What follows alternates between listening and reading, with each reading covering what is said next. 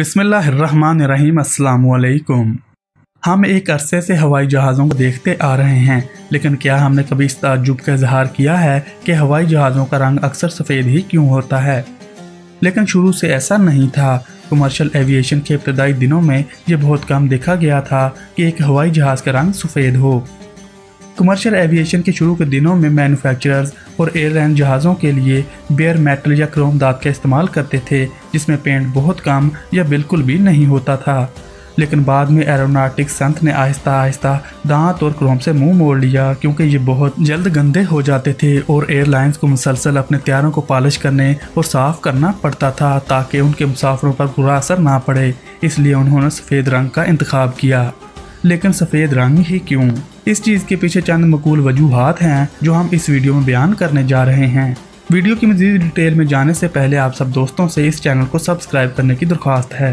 पहली वजह यह है कि तमाम तैयारों पर सफ़ेद रंग इसलिए किया जाता है कि ये वो रंग है जो सूरज की रोशनी को सबसे बेहतरीन तरीके से रिफ्लेक्ट करता है।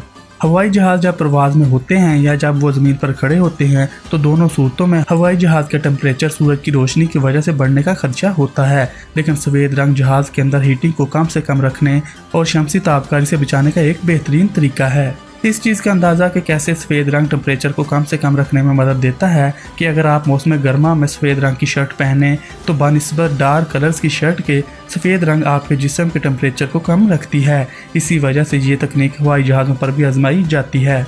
दूसरी वजह यह है कि हवाई जहाज़ अक्सर मुख्तलिफ किस्म के शदीद माहौलियाती और मौसमी हालात से दो चार होते हैं। यही मौसमी तब्दीलियाँ जिनमें बर्फ़बारी, तेज़ हवा, बारिश और दर्जा हरारत में मुतबादिला तब्दीलियाँ इनके रंग को ख़राब कर देती हैं। डार्क रंग सफ़ेद रंग की निस्बत तेज़ी से मध्यम हो जाते हैं, जिसकी वजह से उन मुसाफिरों की नज़र में तमाम जमालियाती कशिश खो देते हैं। इसके बाद कंपनियों को भारी कीमत पर अपने तैयारों को दोबारा पेंट करना पड़ता है और दौरान पेंट 1 से 2 हफ्ते लग जाते हैं और इस दौरान जहाज़ को भी ग्राउंड करना पड़ता है और ये तरीकाकार एयरलाइंस को लाखों डॉलर में पड़ता है।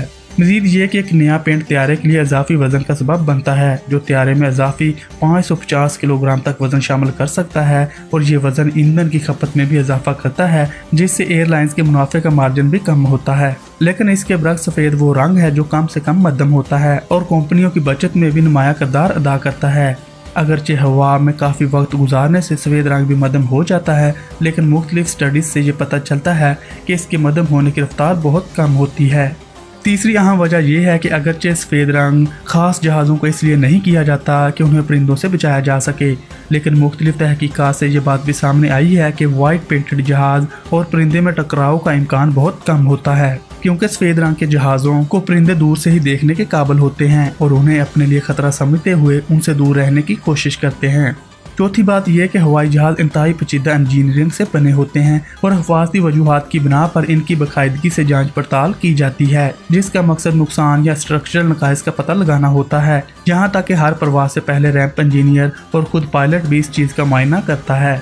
सफ़ेद रंग हवाई जहाज़ों में टुकड़ों, दरारों, परिंदों के हमलों और यहाँ तक कि तेल के फैलाव का पता लगाने में भी बहुत मदद फराहम करता है, क्योंकि सफ़ेद रंग पर ये नकाइस वाज़े तौर पर नज़र आते हैं, जिसकी वजह से इनकी शिनाख्त बहुत आसान हो जाती है और इस तरह सफ़ेद रंग हिफाजती मामूलात को भी आसान बनाता है।